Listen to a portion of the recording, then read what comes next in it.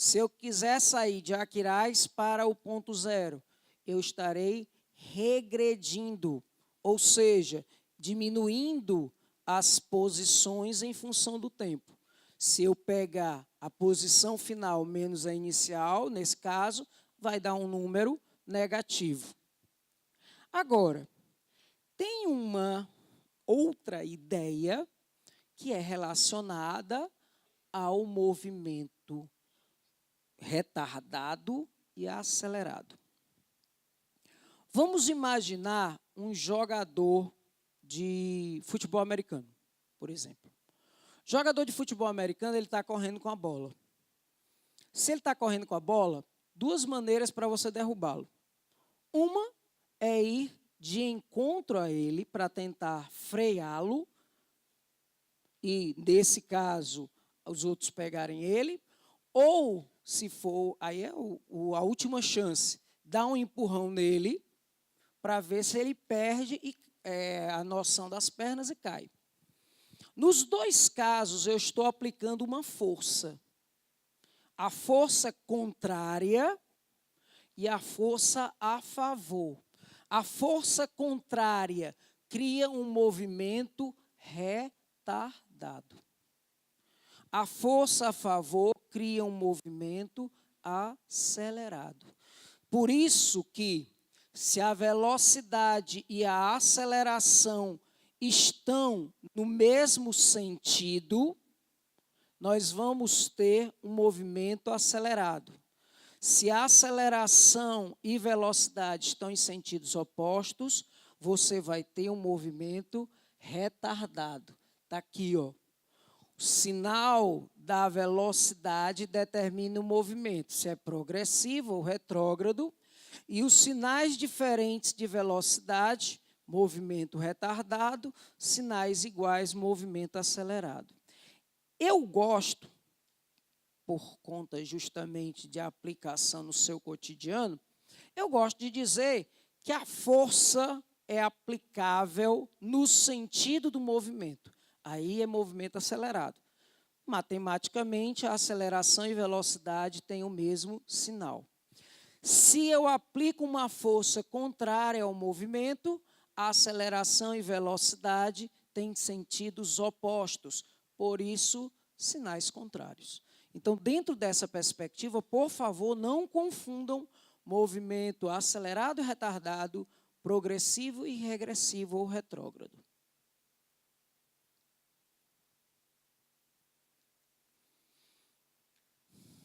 Queda livre. Galera, a queda livre, ela acontece quando você abandona um corpo. Esse corpo vai ficar sob a ação apenas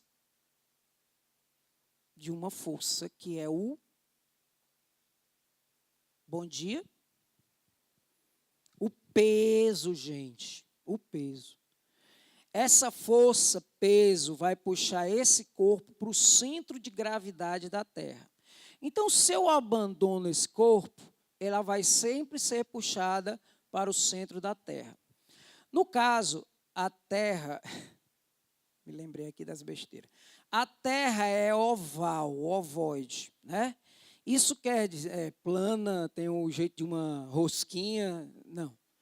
Ela é ovoide. A Terra é ovoide. Então, significa que a gravidade no plano equatorial, né? Se liga no plano equatorial, círculo polar ártico, círculo polar antártico. No plano equatorial, nós devemos identificar a gravidade menor. E nos polos, nós devemos identificar a gravidade maior, que em média é 9,8. Em média é 9,8. Tanto que vocês na geografia estudam movimento dos ventos alísios, contralísio, escambau de alísios, quando ele sai de zonas de alta pressão para zonas de baixa pressão. Ou seja, zonas de alta gravidade para zonas de baixa gravidade. É por esse motivo que no plano equatorial, a base de Alcântara que é a nossa base de lançamento de mísseis, de satélites, e que era a barreira do inferno, Natal, estão mais próximos do plano equatorial, como na Flórida, o Cabo Canaveral, que é um ponto mais próximo do campo do plano equatorial. Por quê? Porque nesse caso você tem a gravidade mínima e aí fica mais fácil de lançar os corpos para o espaço. Quem descobriu isso foi um rapaz no século XVI, Galileu. Galileu, ele identificou uma coisa muito importante. Se dois corpos com ausência de resistências forem largados, eles caem do mesmo jeito, com a mesma velocidade. Ah, professor, mas o mais pesado não cai mais rápido? Cai não. Galileu propôs isso no século XVI. Sabe quando foi que a gente conseguiu provar isso? Em 1969, quando o homem foi à Lua. E lá, como tem a atmosfera quase nula, eles fizeram a experiência da pluma com o martelo, que é justamente pegar e sem resistência do ar, os dois foram deixados cair. Por isso que chama de queda livre, deixados cair. É o caso, por exemplo, que a velocidade inicial é nula.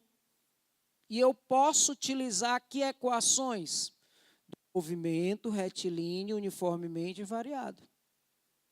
Nessas equações onde a aceleração é a própria gravidade. Então, queda livre não tem novas fórmulas.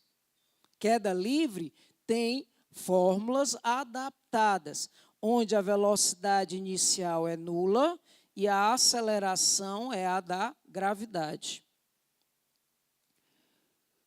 Está um pouquinho ruim de ver por causa da azul, mas é mais ou menos assim, ó.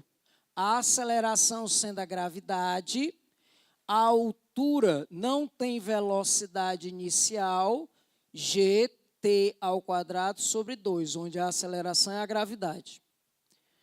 A do Voat tira a velocidade inicial, velocidade é gt. E a de Torricelli tira a velocidade inicial, velocidade ao quadrado, 2 vezes a aceleração ΔS. Não precisa copiar, porque tem na sua apostila, tudinho. E deduzido. Agora, eu quero que vocês, quando eu ensino para minha filha, quando eu ensinei para minha filha que passou já, e outra que está tentando fazer, está no primeiro ano também, vai fazer o Enem pela primeira vez. Eu ensinei para elas duas uma coisa. São 4 equações. Dessas 4 equações, eu consigo identificar o que eu preciso.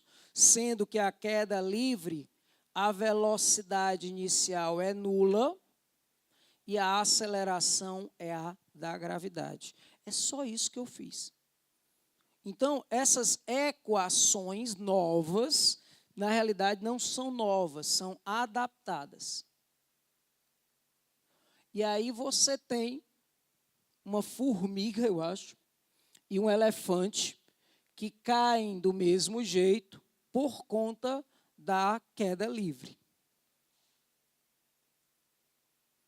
Essa era a experiência que foi feita, né, uma outra experiência, onde a maçã e uma pluma caíram.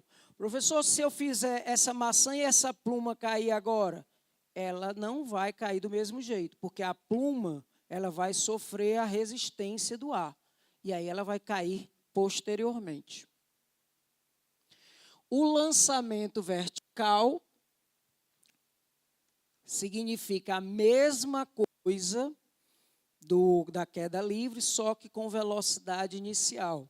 Aí vocês têm, ó, velocidade final e velocidade inicial mais ou menos gt. Por que mais ou menos? Porque eu posso estar a favor da gravidade ou contra a gravidade. Se eu estiver a favor da gravidade, a gravidade é positiva. Se eu estiver contra a gravidade é negativa. Então, dentro dessa identificação, eu posso muito bem só trocar os sinais das equações. Vejam que são as mesmas equações do movimento retilíneo uniformemente variado. As mesmas equações, com apenas uma modificação, que a aceleração é a própria gravidade, que pode ser positiva ou negativa. Tudo bem, galera? Eu sei que essa parte é mais dolorosa por conta de que seja muito esmiuçada. Eu gosto de dizer que a parte mais chata é ver fórmulas. É bom a gente saber aplicá-las, mas a gente tem que passar por isso. E, infelizmente, a cinemática ela tem muitas fórmulas. Mas eu disse para vocês, só precisamos de 4. Certo? E essas 4, elas resolvem qualquer parte da cinemática sem ser cinemática angular, que é movimento circular. Mas qualquer parte do movimento retilíneo é tranquilo. Então, infelizmente, a gente tem que passar por isso, essa chatice de ver fórmulas. E ver fórmulas, mas a gente agora vai aplicá-las. Primeira questão do Enem está na página 83, se eu não me engano. É 83?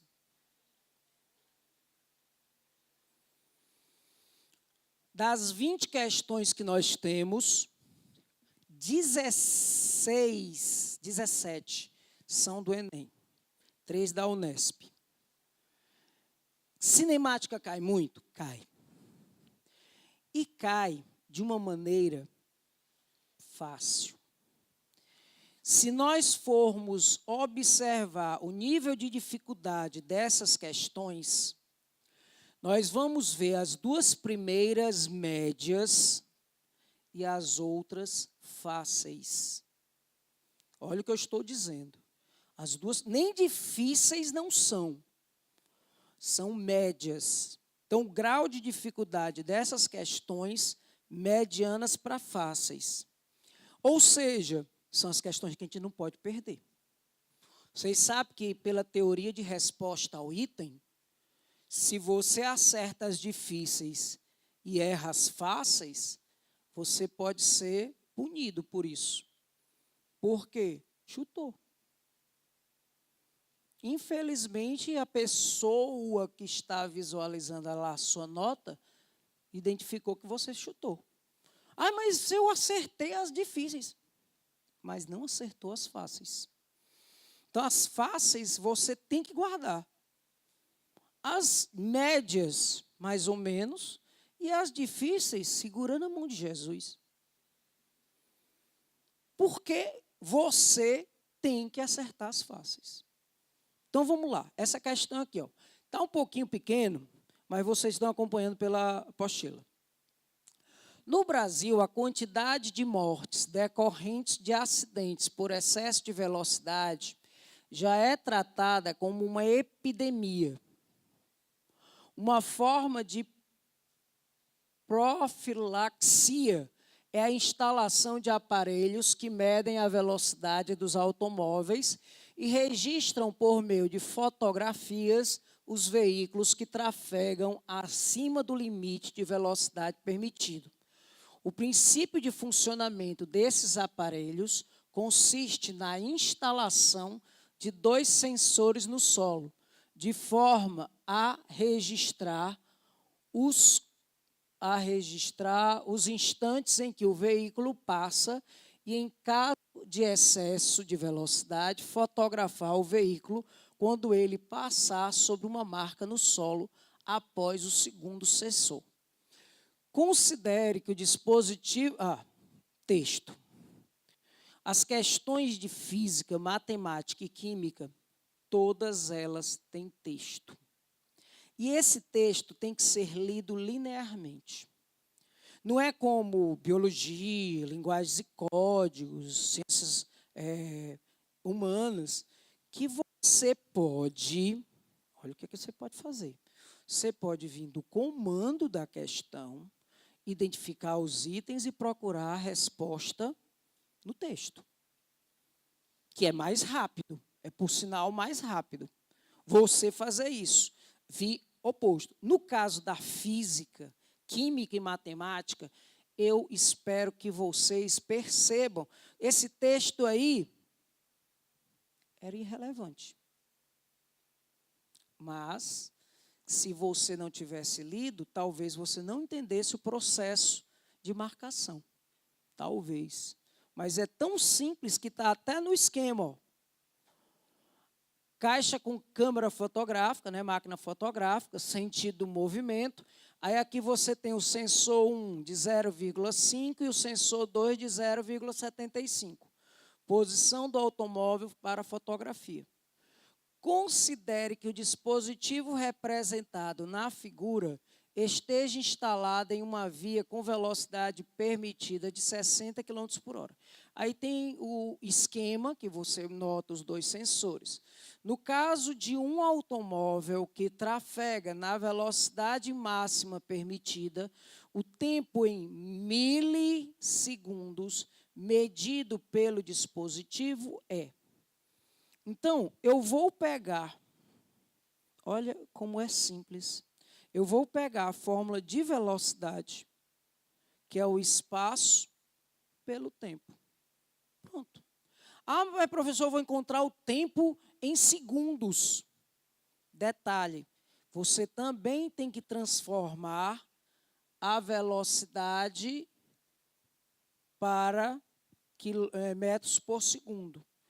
Não se pode tratar, né, na equação, sistemas internacional e sistemas usuais diferentes. Então, quilômetros por hora e metros por segundo tem que ser traduzido um para o outro. Como? Se eu tenho quilômetros por hora, eu quero transformar para metros por segundo. Eu divido por 3,6. Se eu quero transformar metros por segundo para quilômetros por hora, eu multiplico por 3,6. Eu aprendi assim porque eu penso que quilômetros por hora é maior do que metros por segundo. Então, para chegar a metros por segundo, eu divido por 3,6. Se eu quiser sair de metros por segundo para quilômetros por hora, eu multiplico por 3,6. Então, vamos lá? O tempo medido pelo dispositivo é o que o veículo gasta para ir de um sensor ao outro, ou seja, 0,5. Professor, para que esse 0,75? Para desnortear você.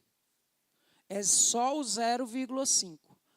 Delta S, 0,5 metros, velocidade 60 km por hora, que eu dividindo por 3,6 fica 50 terços. E aí eu vou aplicar a fórmula, velocidade é delta S sobre delta T. Delta T é delta S sobre velocidade, 0,5, 50 sobre 3. 1,5 sobre 50, 0,03 segundos ou 30 milissegundos. O que eu fiz foi aplicar a fórmula de velocidade. Essa questão é fácil ou difícil? Fácil. Então, percebam que essa questão... Ah, professor, mas eu tinha que transformar para metros por segundo. Sim, você não trabalha com unidades diferentes. Então, você tem que transformar para metros por segundo. E outra, tem que discernir na questão qual é o espaço que eu vou fazer a marcação. O espaço que eu vou fazer a marcação é 0,5 entre um sensor e outro. Tudo bem? Então, a resposta, C de casa. Posso passar adiante?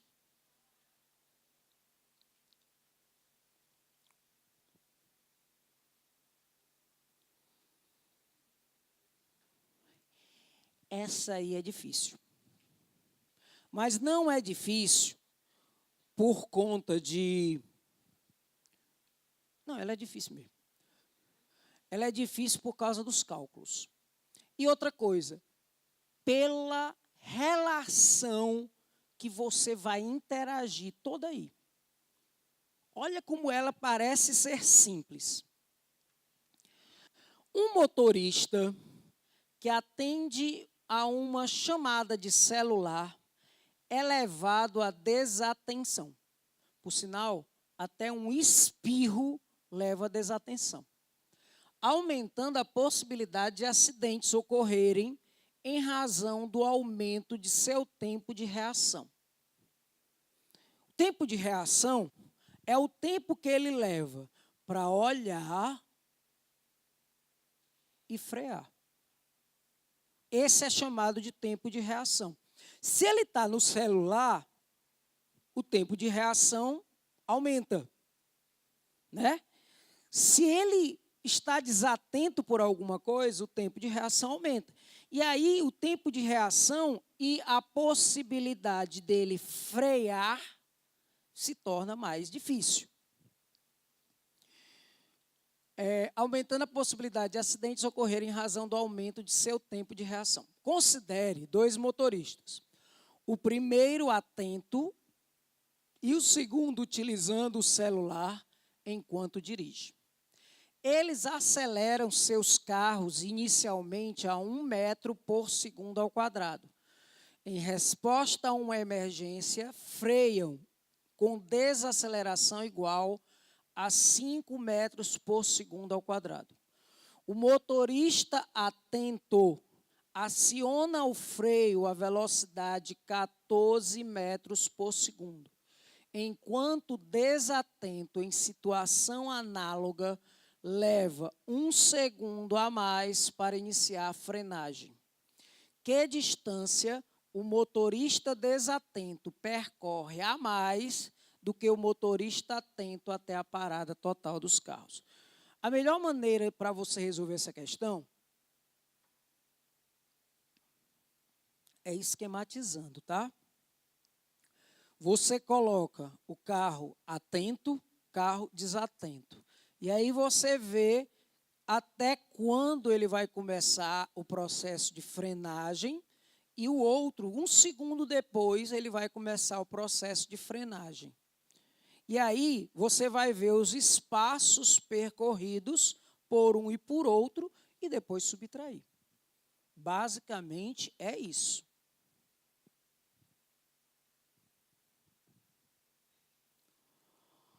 Então, nós temos, para o motorista atento, nós temos tempo e distância percorrida até atingir 14 metros por segundo a partir do repouso. Então, ele saiu atento da velocidade inicial 0, velocidade V, que é 14, a aceleração é 1, tempo T1. Então, o tempo que ele levou até frear foi o tempo de 14 segundos. Aí eu vou usar a Torricelli. V ao quadrado, V0 ao quadrado, mais 2 vezes A delta S. 14 ao quadrado, 0 ao quadrado, 2 vezes 1, distância 1. Distância 1, 98 metros. E a distância percorrida até parar vai ser 0 ao quadrado, porque ele vai parar, velocidade final. 14 foi o que ele começou, 2 vezes. Por que menos 5? Porque o movimento é retardado, ele está freando, ele está utilizando o freio e utiliza uma aceleração de menos 5. E aí, quando você resolve, encontra 19,6. Se eu somar a distância 1 mais a distância 2, eu vou encontrar 117,6. 117,6 foi o cara atento. Ele atento lá. Vou frear no momento certo, vou fazer tudo direitinho, tá certo? Então, ele acelerou até 14 metros por segundo, do 0 a 14, em 14 segundos, percorrendo 98 metros, e desacelerou 19,6 metros, significando 117,6 metros. Posso passar? Lembrando que esse é o motorista atento. Então, eu ainda vou ver o desatento, porque o desatento, ele freia, mas depois de 1 segundo. Depois de 1 segundo é que ele vai frear. Então, a partir desse 1 segundo, a gente vai visualizar o que é que vai acontecer.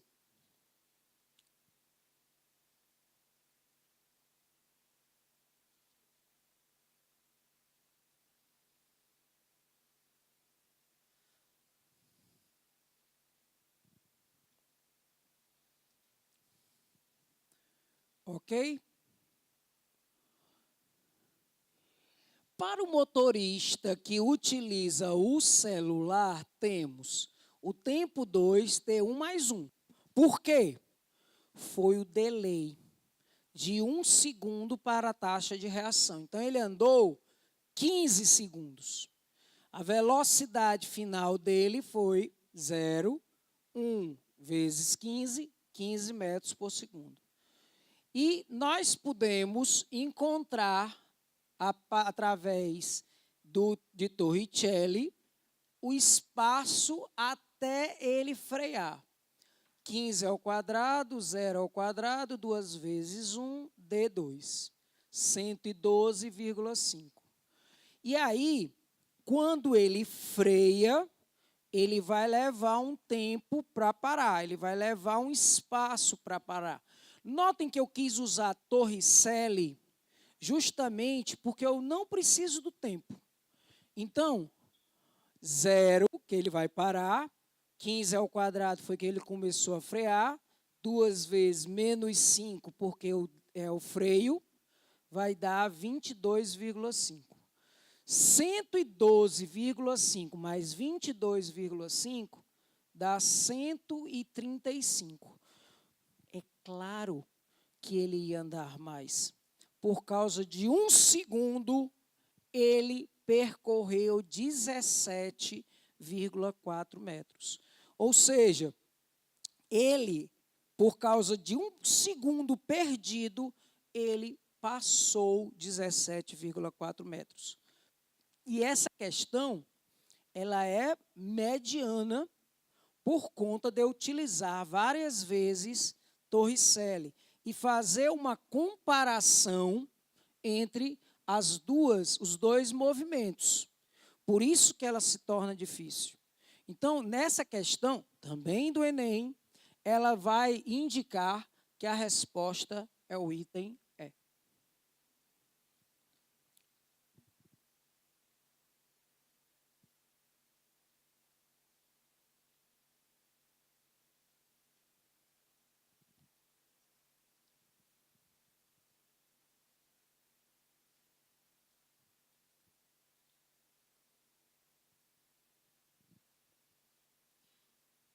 Tudo bom, Laércio? Beleza?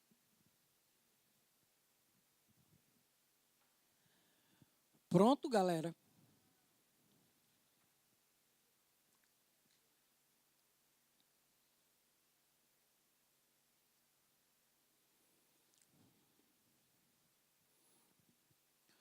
Duas questões, uma de aplicação direta da fórmula, fácil, e outra, também aplicação direta da fórmula, mas utilizando comparações. O próximo, que eu acho que é um gráfico, que nós vamos trabalhar a interpretação gráfica. Ok?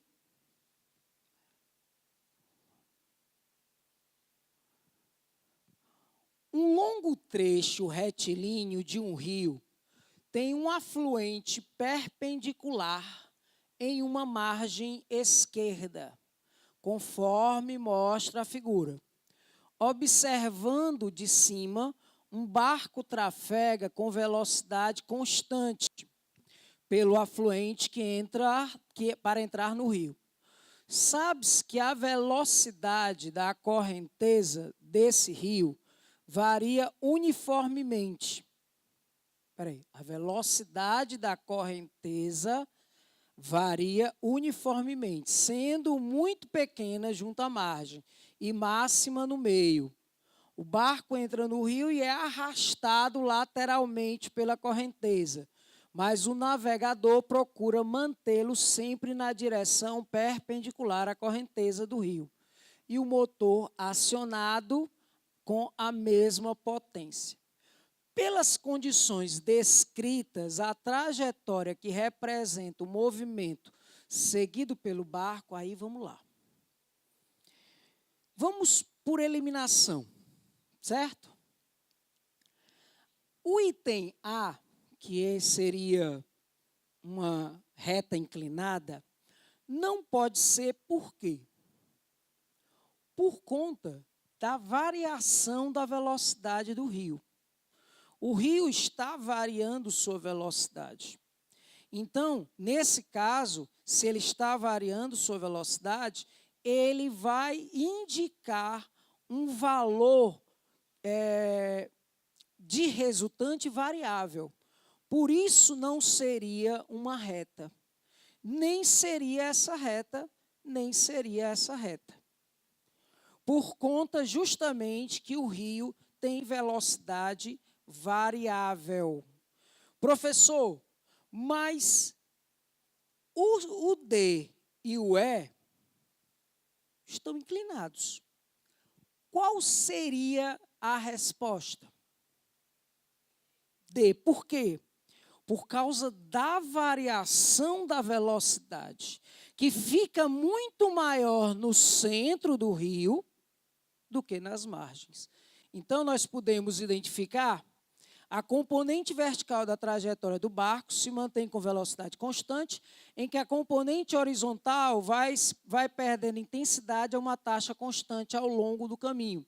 Sendo assim, a única alternativa que apresenta corretamente a sobreposição dessas duas componentes é a D de dado. Então, uma questão de interpretação.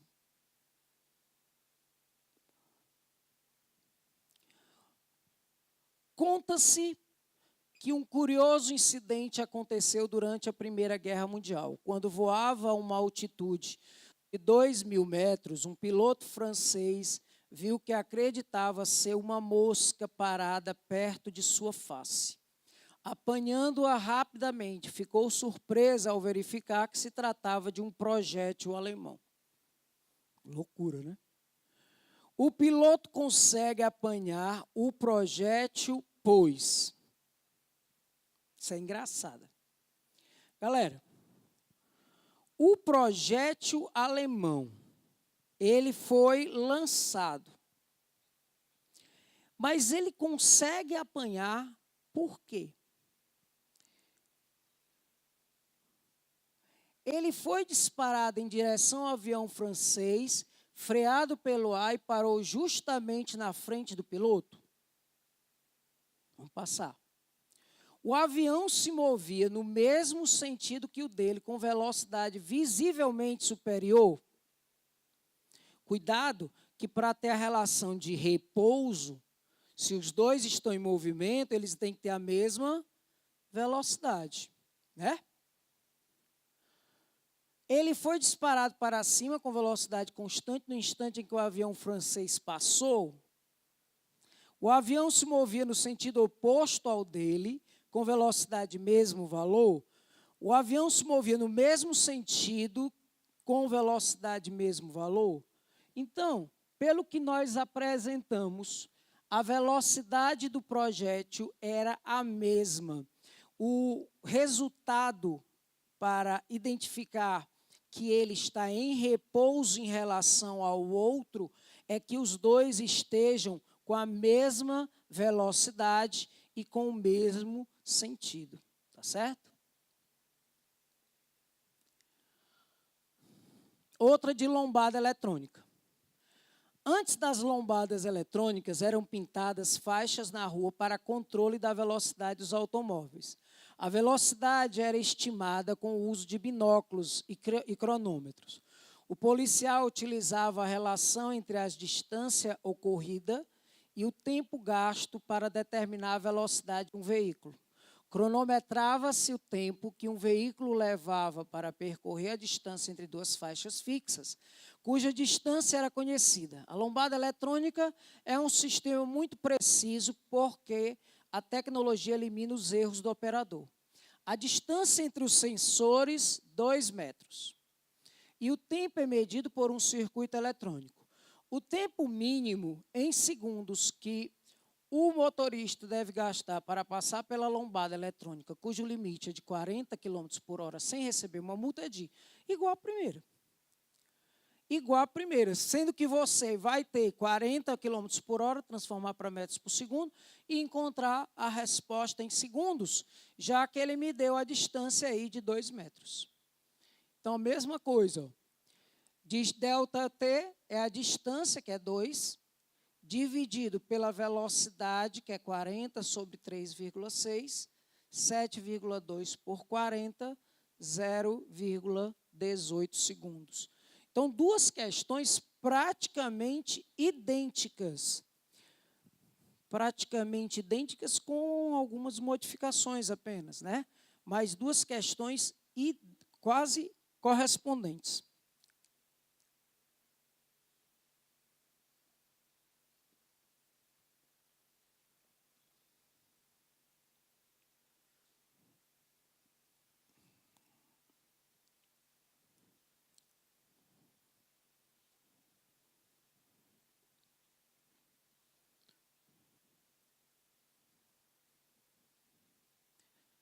Gente, eu vou me sentar um pouquinho, tá?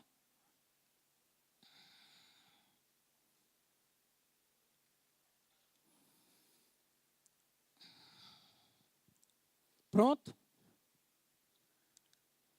Agora para ler. O trem de passageiros da Estrada de Ferro Vitória Minas, que circula diariamente entre a cidade Cariacica, na Grande Vitória, capital mineira Belo Horizonte, está utilizando uma nova tecnologia de frenagem eletrônica. Com a tecnologia anterior, era preciso iniciar a frenagem cerca de 400 metros antes da estação. Atualmente, essa distância caiu para 250 metros, o que proporciona uma redução do tempo de viagem. Considerando uma velocidade de 72 km por hora, qual o módulo da diferença entre as acelerações de frenagem depois e antes da adoção dessa tecnologia? Qual é a equação que eu vou usar aí? Torricelli. Eu vou usar Torricelli 2 vezes, sendo que eles vêm com uma velocidade de 72 km por hora, dividindo por 3,6, 20 metros por segundo, certo? Aí, velocidade inicial é essa, a velocidade final é quanto? 0, porque eles vão parar. Então, 0 é a velocidade final, velocidade inicial 20, menos, porque ele vai frear, 2 vezes o primeiro ΔS, 400. E faz a mesma coisa para o segundo ΔS, 250. Vamos ver. Está aí, ó. Vou utilizar a Torricelli 2 vezes. Obrigado. Vou utilizar a Torricelli 2 vezes. Velocidade final é 0. Velocidade inicial menos 2 vezes a ΔS. Aí a aceleração 1, 20 ao quadrado, 2 vezes 400, que foi o espaço, aceleração 1, 0,5 metros por segundo ao quadrado. A mesma coisa para o espaço de frenagem 250. Então, agora, você tem uma desaceleração com 0,8.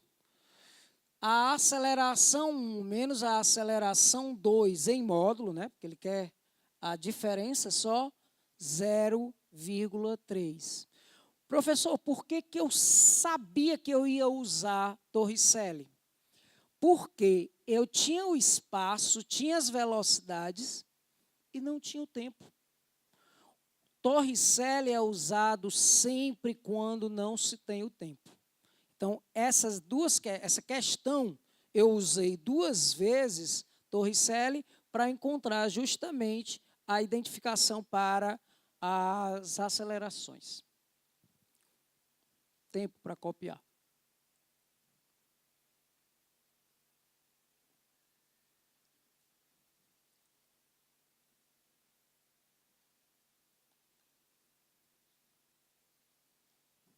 E até aí, as questões fáceis ou difíceis? Eu acho que são questões fáceis, mas depende muito do estudante. Por quê? Uma das coisas que eu acho primoroso, quando eu sei e digo que sei, eu quero aprender mais. E quando eu não sei, aí é que eu quero aprender. Então, eu sou uma pessoa que sou muito curioso. Eu sou formado em Física pela UES, sou formado em Direito pela Unifor, sou formado em Letras pela FVJ. Sou doido. Inclusive, eu dou aula no Estado de Letras, né, de português, língua portuguesa e redação, que eu sou especialista em redação. Então, eu sou uma pessoa extremamente curiosa. Quando eu não sei uma coisa, eu busco alguém que saiba para me ajudar, ou eu vou atrás. Uma das coisas que eu não sei, digo de cátedra, que eu não sei, é filosofia. Mas eu acho lindo quem conversa sobre filosofia. Então, é uma das coisas, uma das propostas, quando eu estiver aposentado, fazer filosofia, da área de humanas, né? Mais uma. Então, eu quero que vocês pensem no seguinte, física. Física é chato? Não, não é. Não, gente, não é não. Não diga uma coisa dessa, pelo amor de Deus, meu coração dói. É. Não, não. Mas é interessante, por exemplo, quando eu dou aula de literatura, eu sinto que as pessoas gostam de se envolver mais. Até gramática. As pessoas preferem se envolver mais. Mas quando se fala de física, minha Nossa Senhora, as pessoas querem morrer para acabar logo a aula. Não é não? Mas eu vou dizer uma coisa. Aos vencedores, as batatas, como diria Machado de Assis. E vocês estão com a faca e o queijo na mão. Vocês têm o alcance para apoiá-los. E olha, eu participo do alcance desde 2012. Desde 2012. E é um prazer muito grande estar aqui, trabalhando com pessoas que pensam do mesmo jeito. Porque numa sala de aula, uns pensam de um jeito, outros pensam de outro. Uns querem saber se vai sair à noite, se não vai. O importante é que vocês sejam focados, estejam focados. E isso não tem preço, não tem preço mesmo. Ixi. Uma empresa de transportes precisa efetuar a entrega de uma encomenda o mais breve possível. Para tanto, a equipe de logística analisa o trajeto desde a empresa até o local da entrega. O texto chato. Já me dá abuso desses textos do Enem. Mas tem que ler. Vamos lá. Ela verifica que o trajeto apresenta dois trechos de distâncias diferentes, a velocidades máximas permitidas diferentes. No primeiro trecho, a velocidade máxima é 80 km por hora e a distância a ser percorrida é 80 km. No segundo trecho, cujo comprimento vale 60 km, a velocidade máxima é 120. Supondo que as condições... Calma. Alô?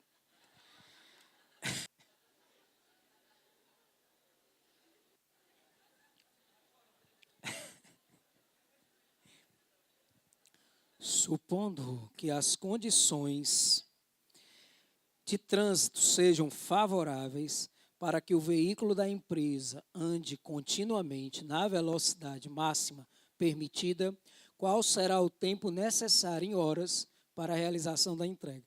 Eu estava me imaginando naqueles adolescentes, né, da vida que ficam oscilando a voz, né? Aí, mamãe, eu vou ali, papai, né? Essas oscilações velhas assim. Então, vamos nós. No primeiro momento, calma. No primeiro momento, nós temos 80 quilômetros em 80 quilômetros por hora. Regra de 3, a única coisa que a matemática inventou que preste. Produto dos meios é produto dos extremos, 1 hora. Ou, se eu quiser, eu posso usar a fórmula. Velocidade igual a ΔS sobre ΔT. A outra, 120 km por hora em 60 km. Produto dos meios igual ao produto dos extremos, 0,5 horas. Ou, se eu quiser utilizar a fórmula. E aí o tempo é justamente a soma desses catataizinhos aqui. 80 sobre 80, que é 1, 60 sobre 120, 0,5. 1,05, 1h30. Turma, é fundamental que você não vá para a prova do Enem sem saber as 4 fórmulas fundamentais. E notem o quanto eu apliquei das fórmulas fundamentais. Até a de velocidade, que é regra de 3, por assim dizer. Galera, eu gostaria de pedir aos digníssimos futuros universitários que pudessem posteriormente olhar os slides que estão todas as questões resolvidas, as 20 questões resolvidas, tá certo? Qualquer dúvida, podem entrar em contato com o pessoal do Alcance ou comigo mesmo, né? Pode ser no thompson.justa@gmail.com. thompson.justa@gmail.com. Só peço uma coisa, me avise de onde você é. Se é do Alcance, se é do Academia Enem, tudo bem? Gostaria de desejar a todos um ótimo sábado. Obrigado pela paciência.